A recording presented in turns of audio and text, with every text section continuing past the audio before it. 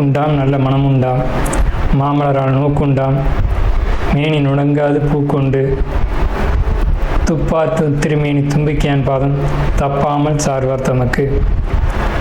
இந்த வீடியோவில் நம்ம பார்க்கக்கூடிய விஷயம் அப்படிங்கிறது மே மாதத்துக்கான பலன்கள். இந்த மே மாதம் அப்படிங்கிறது ஆங்கில மாதம். மே மாதம் அப்படிங்கிறது சித்திரையினுடைய 18ஆம் தேதியிலிருந்து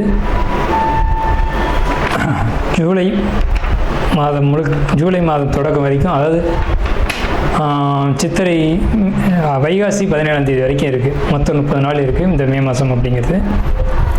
இந்த 30 நாளுக்குமான பலன்கள் அப்படிங்கிறது என்ன, 12 ராசிக்கும் அப்படிங்கிறத நம்ம பார்க்குறோம். முதல்ல இந்த சித்திரையினுடைய விசேஷங்கள் என்ன அப்படிங்கிறத பார்ப்போம். சித்திரை மாதம் அப்படிங்கிறது சித்ரா பௌர்ணமி அப்படிங்கிறது ரொம்ப தவிர்க்க முடியாத ஒரு விஷயம். சித்ரா பௌர்ணமி அப்படிங்கிறது சித்திரை 17 அன்று வருது. சித்திரை 17 அப்படின்னு எடுத்துக்கிட்டிங்கன்னா சித்திரை 18 வரைக்குமே பௌர்ணமி இருக்கும். சித்திரை 18 தான் மே மாதத்தினுடைய முதல் நாள்.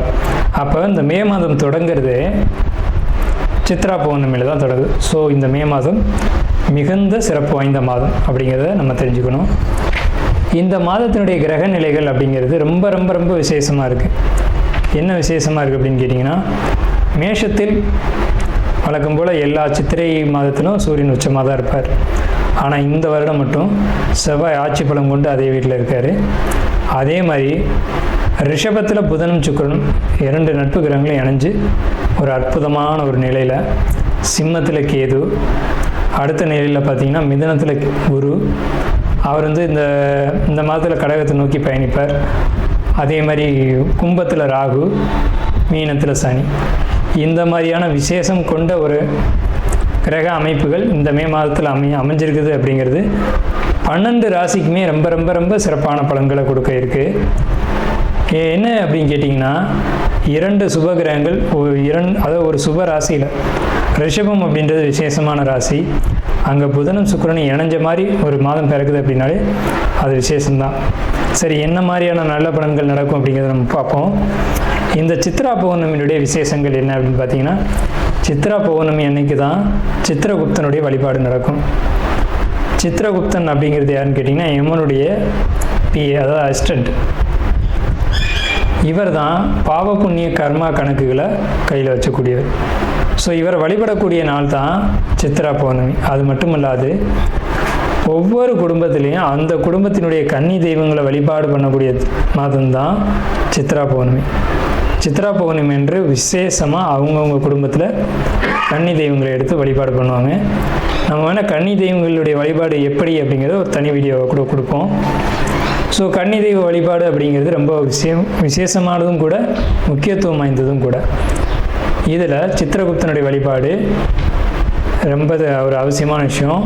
அதே மாதிரி திருவண்ணாமலை கிரிவலம், அவரவருடைய குலதெய்வ வழிபாடு. இதில் ரொம்ப குறிப்பிட்டு பேசணும் அப்படின்னா அன்னதானம் கொடுக்கறது. இந்த சித்திரை மாதத்தினுடைய ஒரு உக்கிரமான காலகட்டத்தில் அன்னதானம் கொடுக்கறத காட்டிலும் நீர்மோர் கொடுக்கறது, தாகத்துக்கு தண்ணீர் கொடுக்கறது, இதெல்லாம் ரொம்ப ரொம்ப விசேஷம். ஸோ அவங்க வயிறு குளிர்றது போல், மனம் குளிர்றது போல் உங்களுக்கு கர்மா தீர்க்கப்படும் அப்படிங்கிறது முக்கியமான விசேஷம். ஸோ இது முக்கியமான விஷயம். அதே மாதிரி இந்த சித்திரை மாதத்தில் கத்திரி வெயில் அப்படிங்கிறது மே மாதம் 4ஆம் தேதி அன்னைக்கு மே 28 வரைக்கும் இருக்கும். இந்த 25 நாட்களும் மக்கள் அதிகப்படியாக யாரும் வெளியில் வராமலும் சில விஷயங்களை தவிர்த்துக்கவும் வேணும். மிதுன ராசி அன்பர்களை பொறுத்த வரைக்கும் இந்த மே மாதம் என்ன விதமான பலன்கள் இருக்குது அப்படின்னு பார்க்கும்போது, மிதுன ராசியில் குரு. ஸோ ராசியில் குரு அப்படின்னா இது ஒரு நல்ல விஷயந்தான். ஸோ அவர் 7ஆம் அதிபதி 10ஆம் அதிபதி, ராசியில் குரு.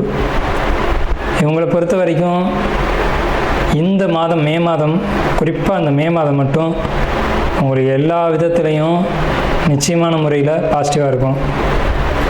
எப்படி பாசிட்டிவாக இருக்கும் அப்படின்னா, உங்களுடைய சிந்தனை, எண்ணம், செயல்கள், மனசு, சந்தோஷம், ஹாப்பினஸ், இது எல்லாமே இருக்கும். உங்களுடைய குழந்தைகள் வழியில் அனுகூலம் கிடைக்கும். அதே மாதிரி மிதுனராசிக்காரங்க படிப்பு விஷயத்துலையும் நல்ல அனுகூலம் கிடைக்கும். படிப்பால் உயர்ந்த நிலைக்கு போகிறது அப்படிங்கிற ஒரு நிலை அப்படிங்கிறது காணப்படும். அதே மாதிரி கணவன் மனைவி உறவு நிலைகளை பொறுத்த வரைக்கும் ரொம்ப சிறப்பாக இருக்கும். வீடு, வண்டி, வாகனம், பூமி, மனை சேர்க்கை அப்படிங்கிறது உண்டு. அது நிலம் வாங்குகிறேன், பூமி வாங்குகிறேன், வீடு வாங்குகிறேன், சொத்து வாங்குகிறேன், கார் வாங்குகிறேன், வெஹிக்கிள் வாங்குகிறேன் அப்படின்ற ஆடம்பர பொருட்கள் ஏதாவது ஒன்றாவது வாங்கக்கூடிய உண்டு. இதில் லோன் அமையதுக்கான வாய்ப்புகள் உண்டு. லோன் அமைஞ்சது மூலமாக இதை வந்து நீங்கள் சாக்ரிஃபைஸ் பண்ணக்கூடிய அமைப்பு அப்படிங்கிறது நிச்சயமாக உண்டு. மொத்தத்தில் நீங்கள் வந்து நீண்ட கால முதலீடுகள் போடக்கூடிய அமைப்பு உண்டு. அது வந்து பூமியிலையாக இருக்கலாம், அல்லது வீடாக இருக்கலாம், அல்லது சொத்தாக இருக்கலாம், அல்லது வியாபாரமாக இருக்கலாம், அல்லது தொழிலாக இருக்கலாம். இந்த மாதிரி விஷயங்களில் நீங்கள் முதலீடுகள் செஞ்சு அந்த முதலீடுகள் மூலமாக நீண்ட காலத்துக்கு ஒரு நல்ல பலன்களை நீங்கள் அனுபவிக்க போகிறீங்க அப்படிங்கிறத மாற்றமில்லை. கடன் உண்டு. கடன் உங்களை பெருசாக பாதிக்காது. கடன் வாங்கிறதுனால உங்களுக்கு நல்லது தான் நடக்கும். அதே மாதிரி அடுத்த விஷயம், வெளியூர் வெளிநாடு பயணங்கள் அப்படிங்கிறத பொறுத்த வரைக்கும் நிச்சயமாக அது உண்டு.